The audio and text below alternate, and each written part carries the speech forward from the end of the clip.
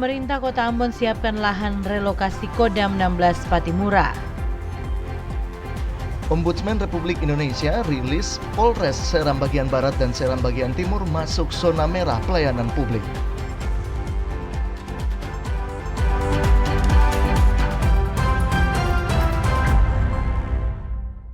Selamat malam pemirsa, program Maluku hari ini edisi Jumat 24 Januari 2020 kembali hadir menjumpai Anda bersama saya Nipari Nusa. Dan saya Abraham Soni Soplantila, kami berdua akan menyampaikan informasi yang telah dihimpun oleh tim redaksi kami untuk saudara. Dan inilah Maluku hari ini selengkapnya.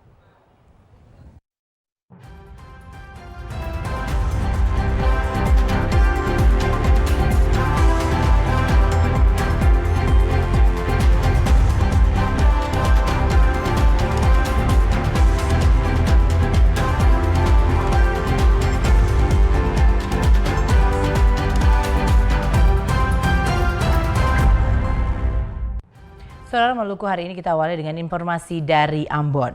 Pemerintah Kota Ambon akan menyiapkan lahan untuk relokasi markas Kodam 16 Patimura yang baru. Sementara anggaran untuk pembangunan aset TNI akan diusulkan ke Kementerian Keuangan.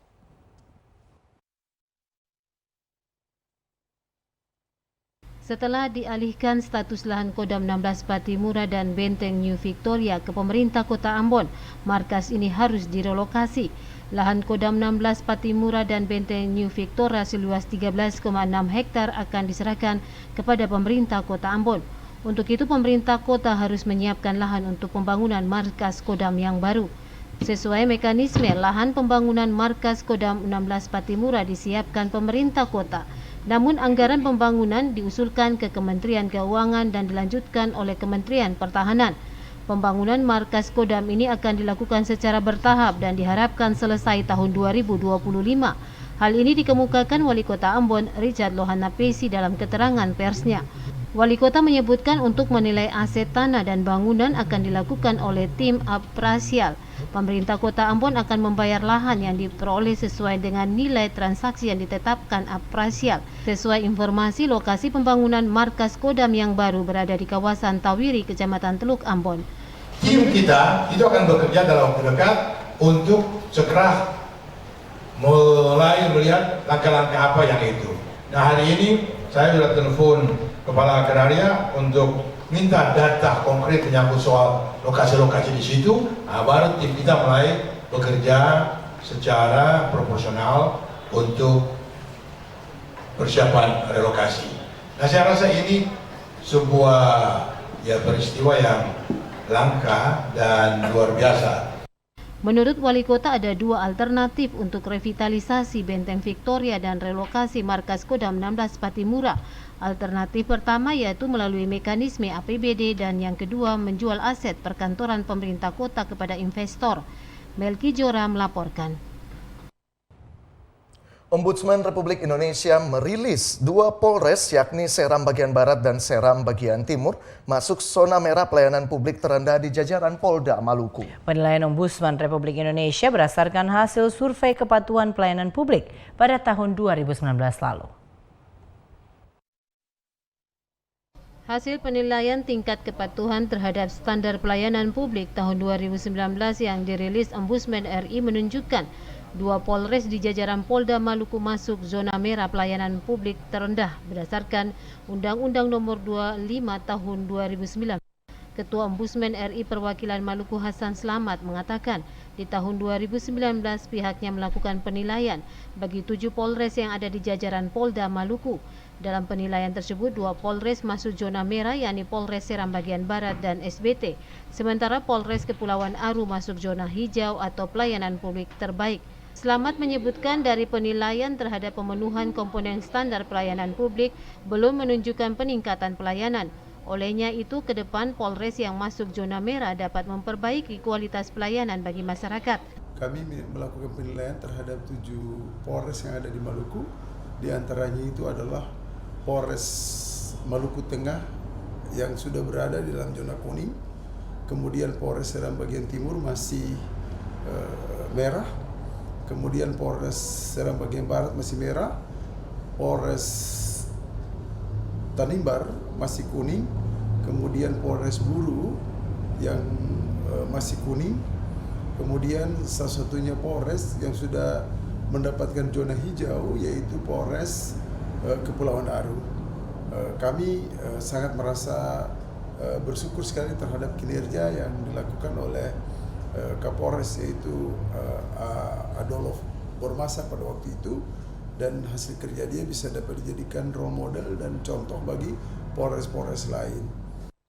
Slamet mengakui hasil penilaian standar kepatuhan pelayanan publik telah diserahkan kepada Wakil Kapolda Maluku untuk ditindaklanjuti sehingga pelayanan publik di jajaran Polda Maluku dapat tercapai berdasarkan Undang-Undang Nomor 25 Tahun 2009 tentang Pelayanan Publik. Panile Tahid melaporkan. Sementara itu, Saudara, ratusan warga Desa Wayame Kota Ambon akan menerima sertifikat tanah gratis pendaftaran tanah sistematis lengkap tahun ini. Jumlah sertifikat yang dibagikan sebanyak 700 bidang tanah.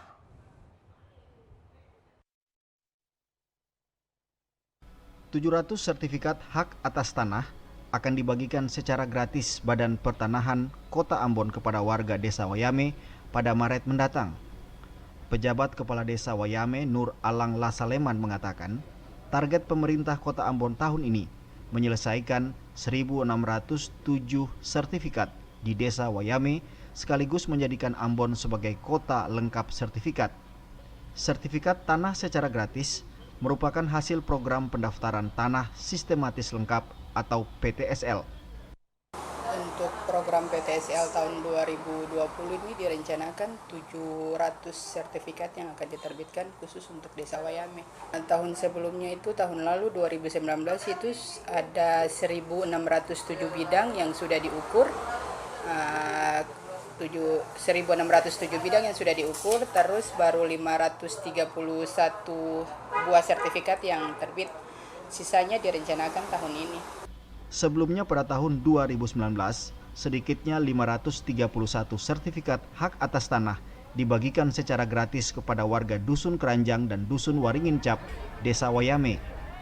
Pembagian sertifikat itu membuat sebagian warga terharu karena sudah lama tidak memiliki sertifikat tanah sebagai bentuk legalitas. Kepemilikan tanah secara sistematik lengkap atau PTSL digulirkan oleh Presiden Joko Widodo. Minggus Noya dan Lamarunga melaporkan. Saudara, Maluku hari ini akan kembali usai jeda pariwara berikut ini. Tetaplah bersama kami.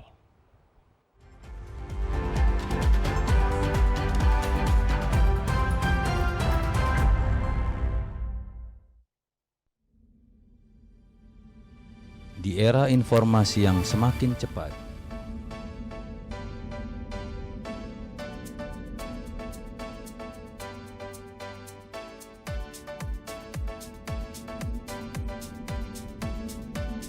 menembus ruang dan waktu,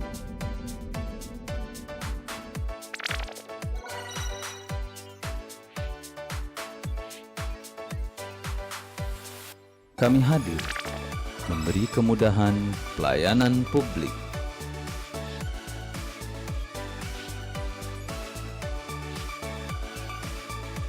Pelayanan yang profesional, akuntabel, sinergi, transparan, dan inovatif.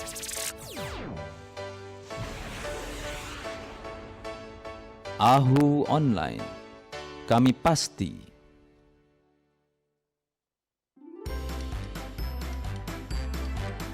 Yuk tonton program-program menghibur dan positif yang menambah wawasan kalian. Bernyanyi bersama teman-teman bertalenta luar biasa. Ayo bernyanyi. Sedang main mobil-mobilan. Belajar bahasa Inggris satu hari satu kosakata. Kukuryu. Mengajakmu berkeliling Indonesia melihat potret anak-anak Nusantara. Anak Indonesia.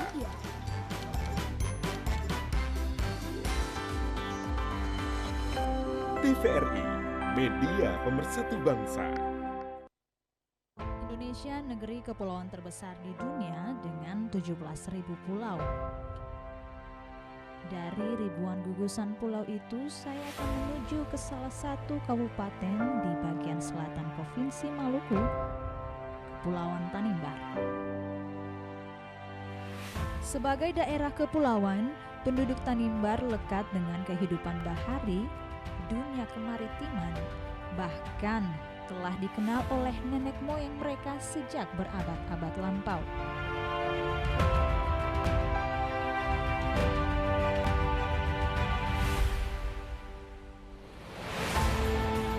Jangan lupa untuk berwisata ke Samlaki, Kabupaten Kepulauan Tanimbar.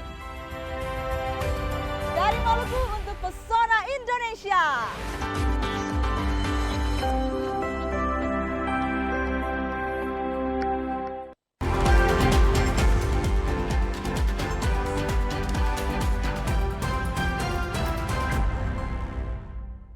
Anda kembali menyaksikan Maluku hari ini dan kita ke informasi berikutnya.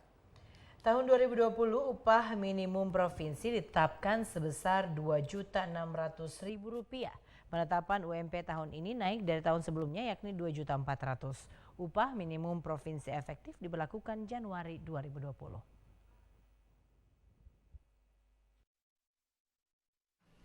Kepala Dinas Tenaga Kerja dan Transmigrasi Provinsi Maluku Parida Salampesi mengatakan, upah minimum provinsi tahun 2020 ditetapkan sebesar Rp2.600.000.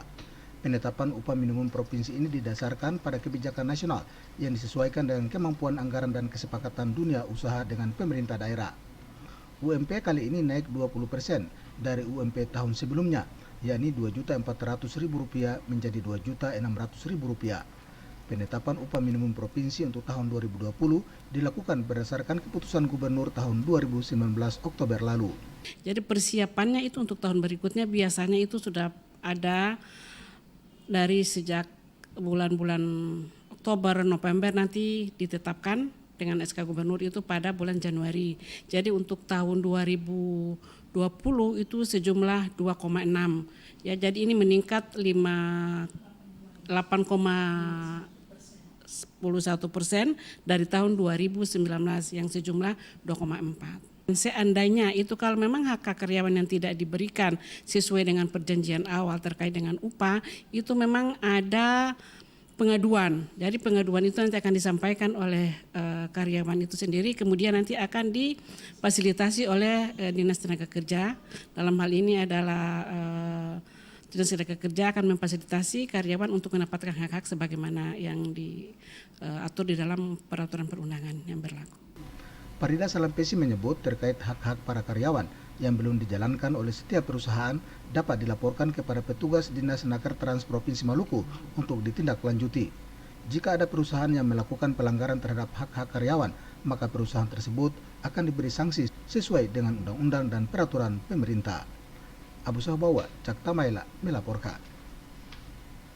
Kepala Dinas Pendidikan Kota Ambon, Fahmi Salatalohi mengatakan mekanisme ujian akhir nasional pengganti UNBK resmi akan diberlakukan 2021 sesuai arahan Menteri Pendidikan Republik Indonesia.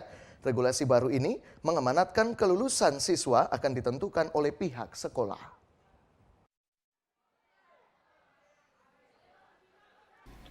Sesuai keputusan Menteri Pendidikan RI pada tahun 2021 mendatang, model ujian akhir berbasis komputer atau UNBK di sekolah resmi ditiadakan.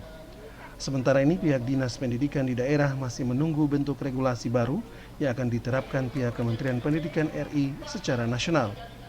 Kepala Dinas Pendidikan Kota Ambon, Fahmi Salatalohi mengatakan, regulasi baru yang akan diterapkan mengamanatkan kewenangan kelulusan ditentukan langsung oleh pihak sekolah. Penentuan kelulusan siswa di sekolah akan disesuaikan dengan petunjuk teknis sesuai dengan jurusan yang dipilih. Kalau melihat dari kebijakan Pak Menteri ini sebenarnya yang paling fundamental itu adalah masalah asesmen. Jadi ujian tidak ditangani oleh pusat, tapi itu langsung dikelola oleh kepala sekolah. Nah, itu berkaitan dengan asesmen karakter, kemudian nilai-nilai religius, keagamaan, etika dan sebagainya yang di asesmen kemudian nanti mendapatkan nilai yang tertinggi. Nah, di situ baru bisa seorang anak itu dikatakan lulus atau tidak, seperti itu. Jadi saya kira ini sesuatu yang gampang, tetapi kemudian pelaksanaannya ini yang nanti kita lihat apakah secara substansial kita mampu untuk menentukan nilai tertinggi atau tidak. Salatalohi menambahkan pola pembelajaran yang akan diterapkan di sekolah akan mengacu pada pola pendidikan karakter, pendidikan ilmiah, dan kecerdasan berbasis skill. Abu Saubawa, Cak Tamaila melaporkan. Saudara, saat ini siswa kelas ujian SMA Negeri 12 Ambon sementara mengikuti pemantapan dalam menghadapi ujian nasional. Dijadwalkan pekan depan seluruh siswa kelas ujian akan diuji dalam tryout guna mengukur daya serap mereka selama pemantapan berlangsung.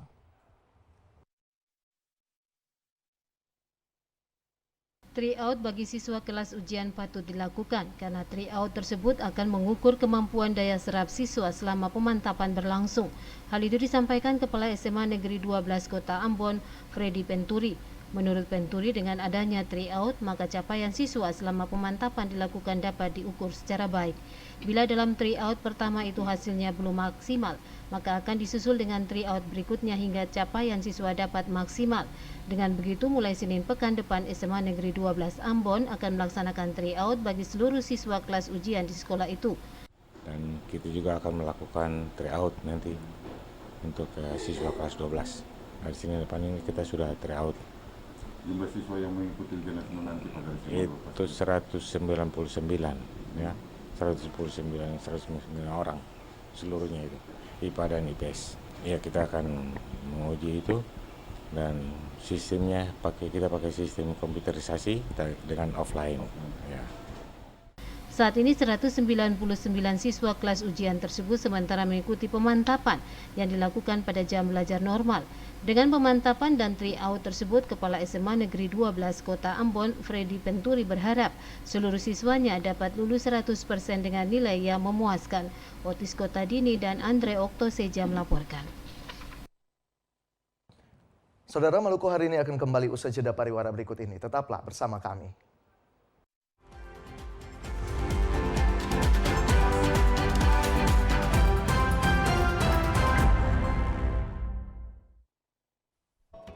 Pemberitahuan berasal dari Sekretaris Wilayah Tim Koordinator Yayasan Anak Bangsa 11 Provinsi Indonesia Timur.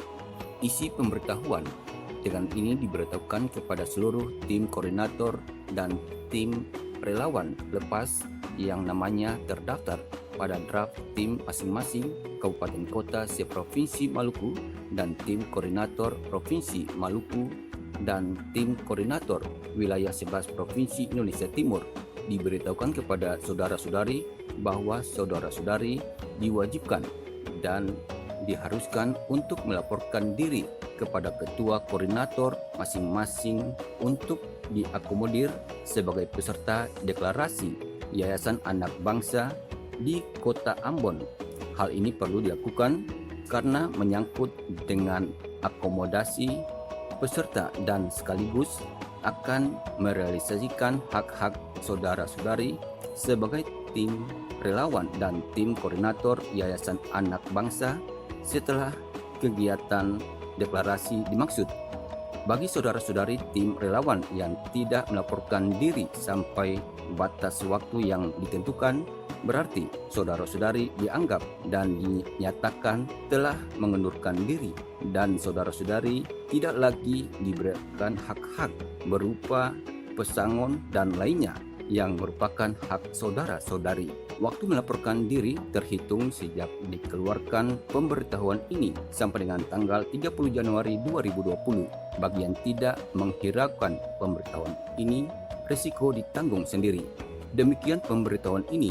Atas perhatian dan pengertiannya diucapkan terima kasih. Dikeluarkan di Ambon pada tanggal 22 Januari 2020. Tim Koordinator Yayasan Anak Bangsa 11 Provinsi Wilayah Indonesia Timur, Lambert W. Miru, SP, Sekretaris.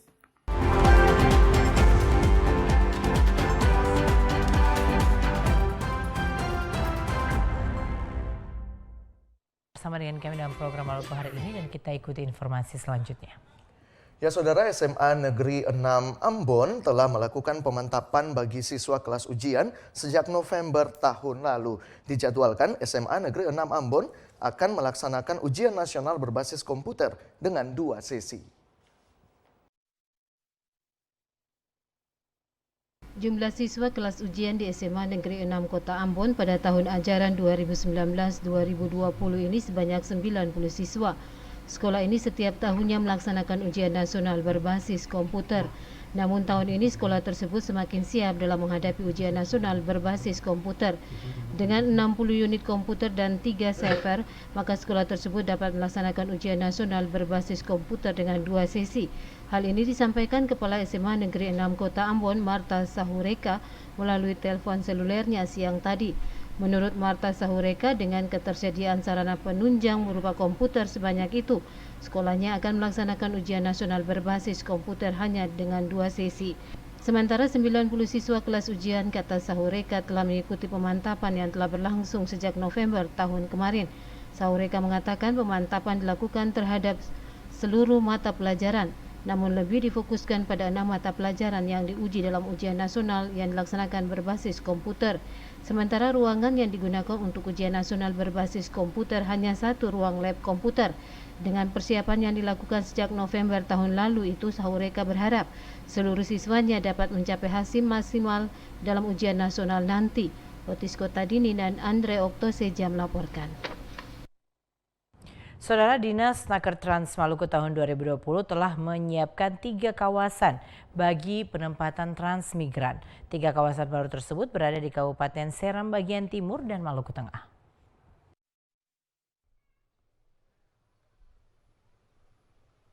3 kawasan baru yang disiapkan Dinas Naker Trans Maluku bagi program penempatan transmigrasi baru di Maluku berada di Sapalewa dan Sepa Kabupaten Maluku Tengah serta Kecamatan Waruk di Kabupaten Seram bagian timur.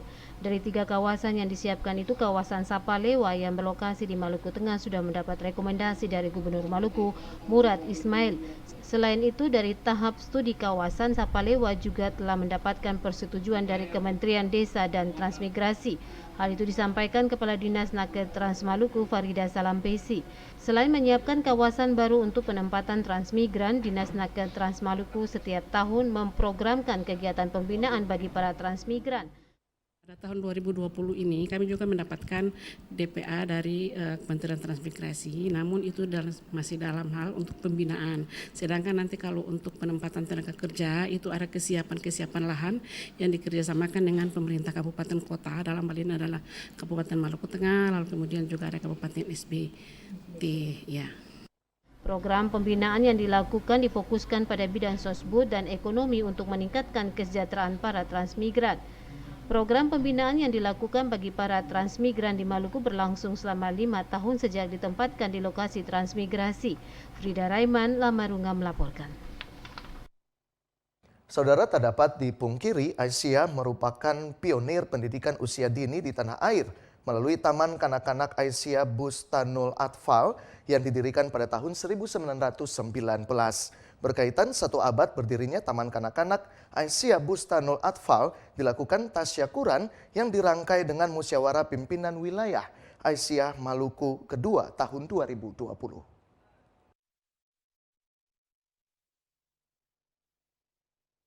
Taman Kanak-Kanak Aisyah Bustanul Atfal yang awal berdirinya bernama Probel Kindergarten merupakan pionir pendidikan anak usia dini di tanah air pada tahun 1919.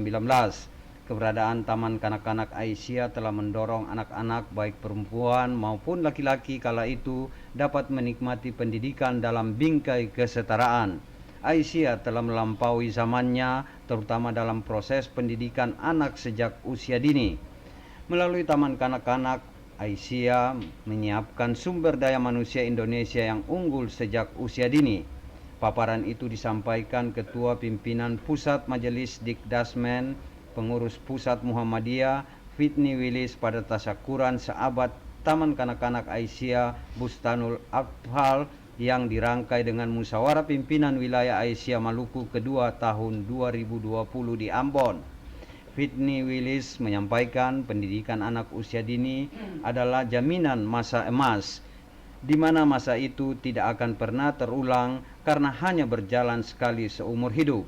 Oleh karena itu, Fitni Willis berharap kepada orang tua agar dapat mendidik anak di usia dini, terutama di masa emas, agar dapat dijadikan investasi sumber daya manusia yang paling fundamental. TK Aisyah yang berada di seluruh pelosok Indonesia bukan hanya mendidik anak-anak yang muslim saja. Satu kepulauan di Kepulauan Riau sudah lebih dari 100 murid TK-nya yang non-muslim. Begitu juga di daerah-daerah lain. Artinya apa? Kalau kita bicara Aisyah, tidak hanya kita lihat dari sisi orang muslim saja. Ini untuk umat bangsa Indonesia. Sebagaimana Muhammadiyah tidak bercita-cita untuk mengislamkan semua masyarakat Indonesia, tetapi ingin menjadikan Islam rahmatan lil alamin. Kita bergandengan tangan untuk memajukan bangsa kita. Sesama organisasi Islam, sesama organisasi non-Islam, mari kita bersama-sama. Karena kemajuan bangsa ini tidak bisa hanya oleh pemerintah saja, dan juga tidak bisa oleh sekelompok orang saja. Semua harus bersama-sama. Dan pendidikan anak usia dini itu adalah fondasi untuk pendidikan selanjutnya. Dalam tasyakuran seabad Taman Kanak-kanak Aisyah Bustanul Atfal di Ambon dimeriahkan dengan pertunjukan seni dari peserta didik anak usia dini, Taman Kanak-kanak dan Sekolah Dasar Perguruan Muhammadiyah. Boy Nahrum Edmond Tupan melaporkan. Sementara itu, saudara, dinamisasi gerakan menebar Islam berkemajuan harus dimulai dari lingkup keluarga.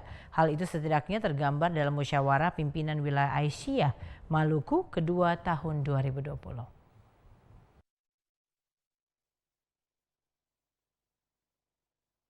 Upaya penguatan keluarga menjadi sorotan utama dalam musyawarah pimpinan wilayah Aisyah Maluku kedua tahun 2020.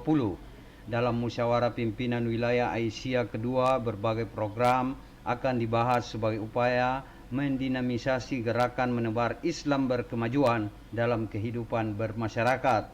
Ketua Pimpinan Wilayah Muhammadiyah Maluku Abduha Latua menyampaikan musyawarah pimpinan wilayah Aisyah Maluku kedua tahun 2020 adalah momen untuk membangun kebangkitan keluarga yang dipelopori kaum Hawa. Abdul Halatua menegaskan melalui Muspimwil Aisyah yang berlangsung di Ambon, pihaknya berharap Aisyah wilayah Maluku dapat membangun strategi dan berfokus pada pelaksanaan sejumlah program kerja yang nantinya dapat mengangkat derajat masyarakat khususnya umat Islam.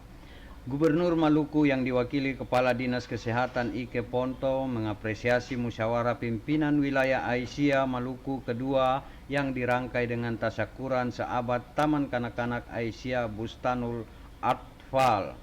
Gubernur Maluku mengharapkan Aisyah dapat meningkatkan gerakan ekonomi perempuan terutama dalam hal pemberdayaan agar dapat memberikan penguatan dalam keluarga. Dijelaskan, dengan meningkatkan gerakan ekonomi perempuan, kesejahteraan masyarakat akan terwujud.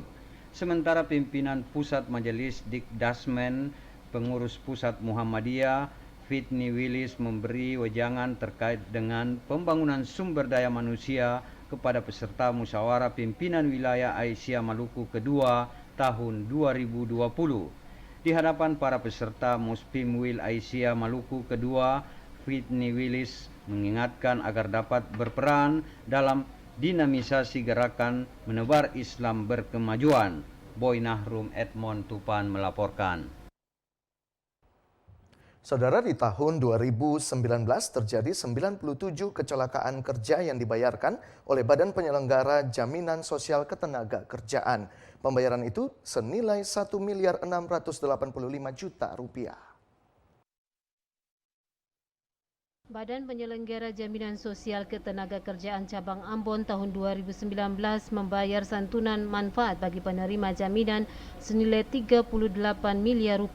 Kepala BPJS Ketenagakerjaan Cabang Ambon Elias Muin mengatakan pemberian santunan jaminan sosial merupakan manfaat dari program BPJS Ketenagakerjaan apabila terjadi kecelakaan kerja saat melakukan pekerjaan. Setiap tenaga kerja mendapatkan perlindungan dari program BPJS Ketenagakerjaan, di antaranya jaminan kematian, jaminan hari tua, dan jaminan kecelakaan kerja. BPJS Ketenagakerjaan selalu berupaya memberikan perlindungan bagi tenaga kerja seperti yang telah diamanatkan oleh Undang-Undang Nomor 24 Tahun 2011 demi mewujudkan kesejahteraan bagi setiap pekerja. BP Jam Sostek kantor cabang Maluku selama kurun tahun 2019 dari Januari sampai Desember 2019 telah membayarkan manfaat program jaminan sosial ketenagakerjaan. Ada 4 manfaat, yaitu manfaat jaminan kecelakaan kerja, yang kedua manfaat jaminan kematian, terus yang ketiga manfaat jaminan hari tua, dan yang keempat adalah manfaat jaminan pensiun. Muin menyebutkan pembayaran santunan hari tua sebesar 34 miliar, jaminan kematian 1,4 miliar, kecelakaan kerja 1 miliar 600 juta dan pensiun senilai 645 juta rupiah. Panile Tahid melaporkan. Sementara itu 6 ruang di SMA Negeri 12 Kota Ambon mengalami kerusakan berat pasca gempa bermagnitudo 6,5 September lalu. Saat ini 6 ruang tersebut telah dapat difungsikan kembali karena adanya bantuan dari Direktorat Pembinaan SMA.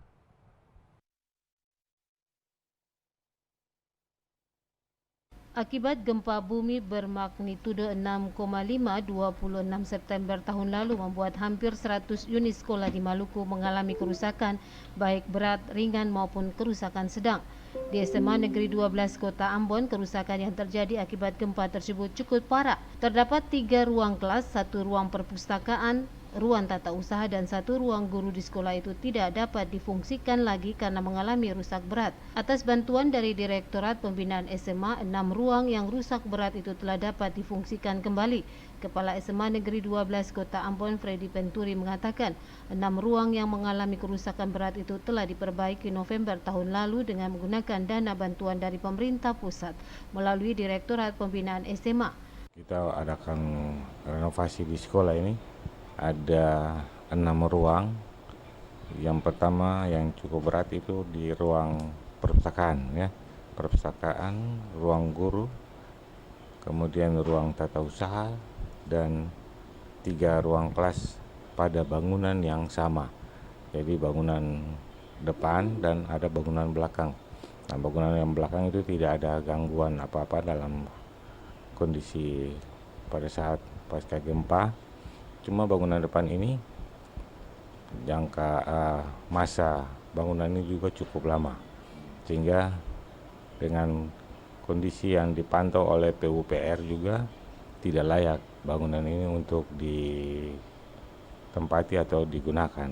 Nah, cuma kita sementara karena udah dipersiapkan oleh Direktorat Pembinaan SMA, kita melakukan renovasi. Pantauan TVRI di 6 ruang yang mengalami kerusakan berat itu kemarin nampak telah diperbaiki.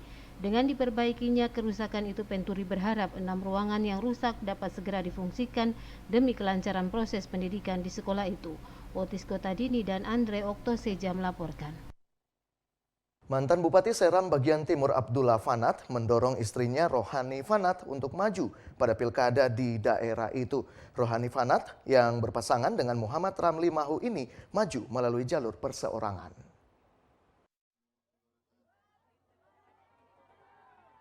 Mantan Bupati Seram bagian Timur Abdullah Fanat mendorong istrinya Rohani Fanat untuk maju pada pilkada serentak tahun ini di SBT. Rohani Fanat didukung sebagai bakal calon bupati berpasangan dengan salah satu tokoh setempat Muhammad Ramli Mahu. Kepastian majunya Rohani Fanat bersama Muhammad Ramli Mahu telah ditunjukkan melalui deklarasi.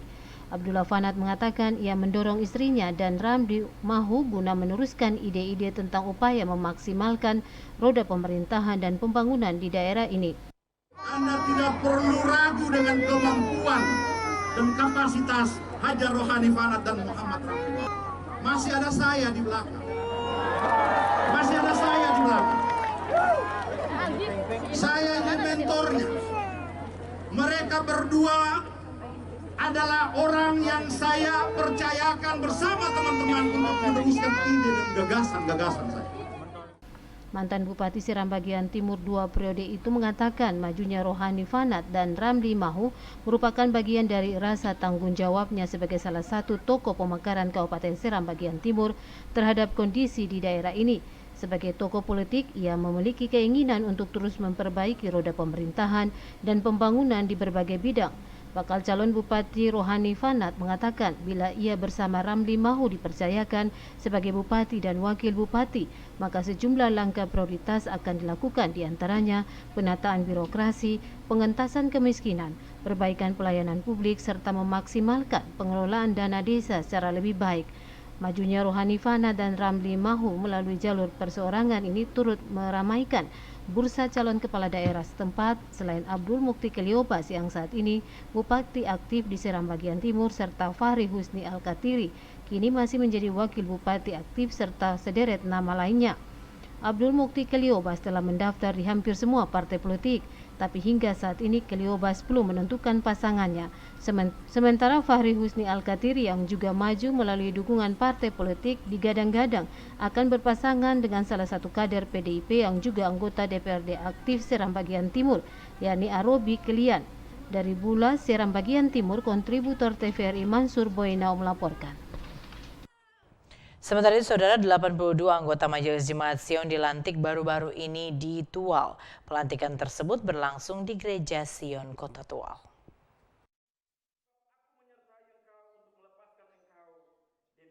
Pelantikan anggota Majelis Sion diawali dengan ibadah. Ibadah pelantikan dipimpin oleh Pendeta J. Tipiali STH. Anggota Majelis Jemaat Sion yang dilantik ini terdiri dari 41 penatua dan 41 diaken. Pendeta J. Tipiali STH mengatakan apa yang telah digariskan Allah dan ditentukan oleh Yesus Kepala Gereja tidak dapat dibantahkan oleh manusia. Untuk itu 82 Majelis Sion yang dilantik ini perlu menyerahkan diri kepada Tuhan agar tenaga yang tersisa dapat dipergunakan dalam melayani Tuhan dan umat. Saat ini jumlah unit di Jemaat Sion Tual sebanyak 39 unit dan 15 sektor dengan pelayanan yang tersebar di seputaran UN. Untuk meminimalisir kedudukan jemaat, maka dibangun sebuah gereja yang representatif untuk dapat menampung jemaat yang setiap hari semakin bertambah. Dari Tual, Ongen Tatipika Lawan melaporkan.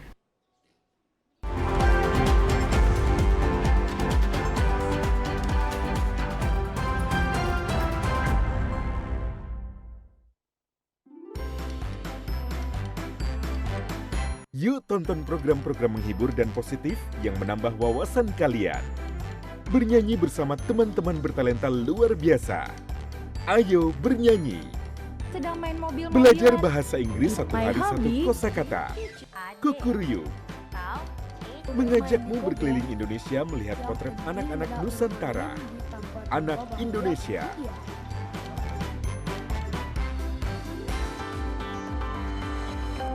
TVRI, media pemersatu bangsa.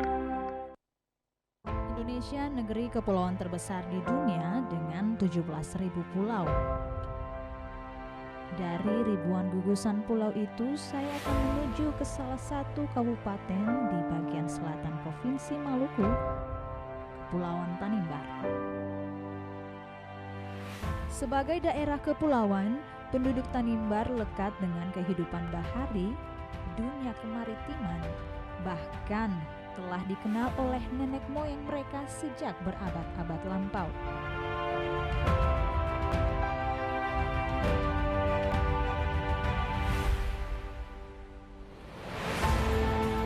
Jangan lupa untuk berwisata ke Somlaki, Kabupaten Kepulauan Tanimbar. Dari Maluku untuk Pesona Indonesia.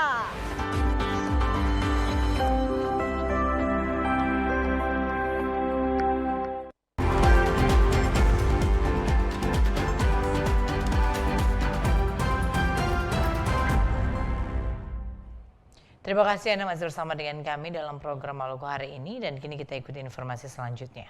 Ya Saudara, Sekretaris Umum Majelis Ulama Indonesia Maluku Manan Latukonsina mengatakan Majelis Ulama Indonesia Maluku akan memprioritaskan program kerja bidang dakwah yang bertujuan untuk pembinaan umat.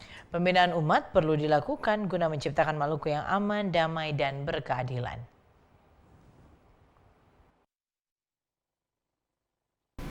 Majelis Ulama Indonesia Maluku memiliki visi misi dan program kerja yang bermuara pada peningkatan spiritualitas dan keagamaan. Sejalan dengan hal itu, MUI Maluku akan senantiasa membuka diri dengan pemimpin umat beragama lainnya untuk membahas berbagai persoalan yang dihadapi bangsa saat ini. Manan Latukusina menyebut, untuk menciptakan Maluku yang harmoni, MUI akan selalu bergandengan tangan dengan pemerintah daerah Maluku untuk memberikan sumbangan pemikiran yang bermuara pada penguatan nilai-nilai moral, terutama bagi kehidupan berbangsa dan bernegara.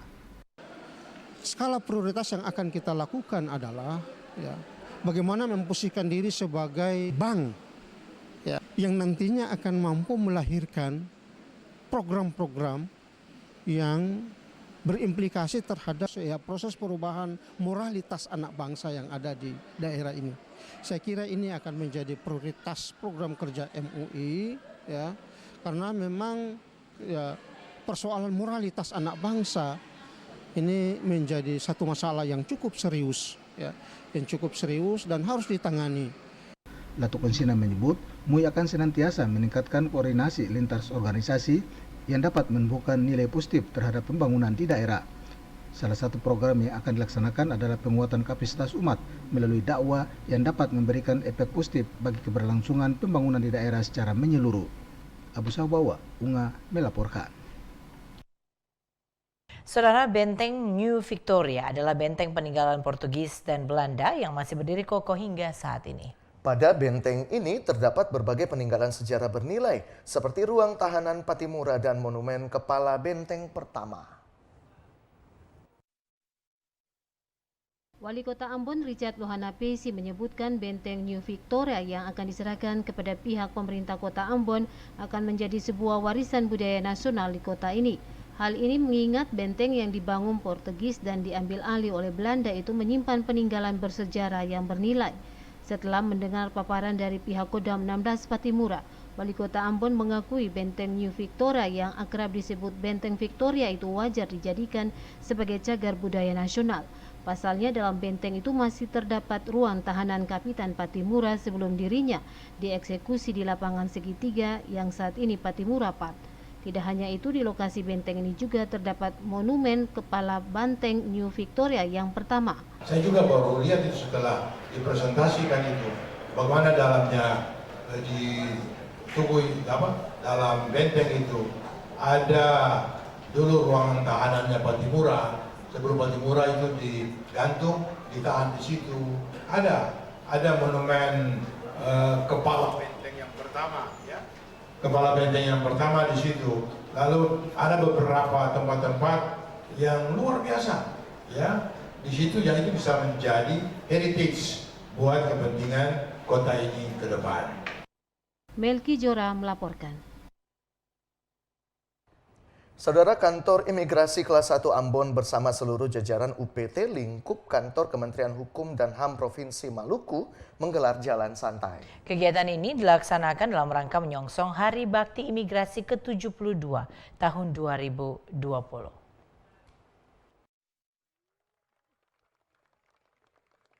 Ratusan pegawai lingkup kantor wilayah Kementerian Hukum dan HAM Provinsi Maluku terlibat dalam jalan santai dalam rangka menyongsong Hari Bakti Imigrasi ke-70 tahun 2020 Jumat pagi. Jalan santai dimulai dari depan kantor wilayah Kementerian Hukum dan HAM Provinsi Maluku di Jalan Sultan Babula Waihaong, dilepas oleh Kepala Divisi Keimigrasian Muhammad Yani Firdaus dengan melintasi beberapa ruas jalan di pusat kota Ambon. Jalan santai itu kembali finish di kantor Kementerian Hukum dan HAM dan dilanjutkan dengan senam bersama. Kepala Divisi Keimigrasian Muhammad Yani Firdaus mengatakan, kegiatan jalan santai merupakan bagian dari rangkaian Hari Bakti Imigrasi yang ke-70 yang dirayakan setiap tanggal 26 Januari. Dirinya berharap dengan perayaan Hari Bakti yang ke-70 tahun, imigrasi Ambon tetap meningkatkan pengawasan, terutama terhadap warga negara asing.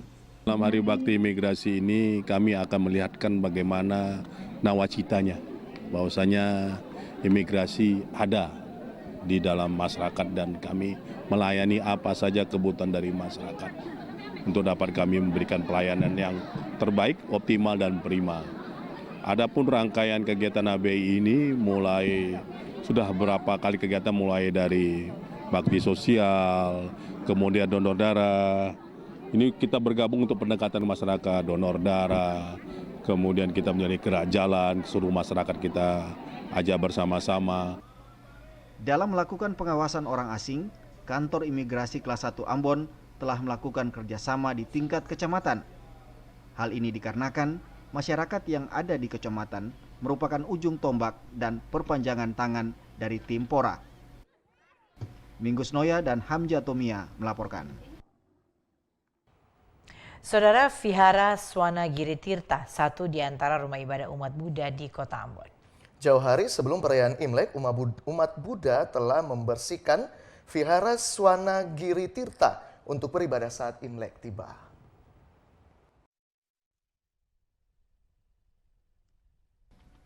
Vihara Swanagiri Tirta yang terletak di Jalan Perumtel Gunung Nona Ambon diresmikan Direktur Jenderal Bimbingan Masyarakat Hindu dan Buddha I Gusti Agung Gede Putra pada tanggal 31 Juli 1987. 33 tahun keberadaan vihara ini sangat berarti bagi umat Buddha maupun masyarakat Tionghoa. Sebelum adanya Buddha Center yang bersebelahan dengan Vihara Swanagiri Tirta, lokasi vihara ini selalu digunakan selain sarana beribadah juga kegiatan-kegiatan ritual tradisi dan budaya umat Buddha dan Tionghoa seperti perayaan Imlek. Jauh hari sebelum perayaan Imlek, warga Tionghoa telah membersihkan tempat suci mereka ini. Berbagai ornamen berciri khas Imlek telah dipasang pada tiap-tiap sudut vihara. Ada beberapa ruang yang digunakan umat Buddha sebagai tempat proses ritual sesuai fungsi dan ruangannya. Di bagian depan setiap ruangan terdapat 2 pilar yang dilingkari patung naga. Naga bagi masyarakat Tionghoa merupakan salah satu dari 4 makhluk spiritual yang mendapatkan penghormatan tertinggi. 4 makhluk tersebut, Phoenix, Kilin, kura-kura, dan naga. Dari keempat makhluk tersebut, naga dianggap makhluk yang paling perkasa. Di antara beberapa ruang utama yang terdapat patung Sang Buddha merupakan tempat beribadah dan mengingat Buddha guru agung mereka. Di samping kiri, kanan, dan bagian depan patung Buddha terdapat macam-macam ornamen untuk memperindah altar, antara lain lilin sebagai lambang penerang yang diajarkan Sang Buddha, dupa sebagai pengharum ruangan yang melambangkan keharuman nama Sang Agung yang dipancarkan ke seluruh penjuru. Ada juga air sebagai lambang kesucian yang membersihkan noda-noda. Selain itu, pada altar terdapat bunga sebagai penghormatan yang tulus kepada Sang Buddha dan melambangkan segala sesuatu akan berubah sebagaimana bunga yang indah. Harumnya bunga tidak dapat melawan arah angin. Begitu pula dengan kayu cendana, tetapi harumnya kebajikan dapat melawan arah angin. Harumnya nama orang baik dapat menyebar ke segenap penjuru. Itulah kalimat bijak yang terdapat dalam kitab Dhammapada 54. Devi bin Umar dan Edwin Opir melaporkan.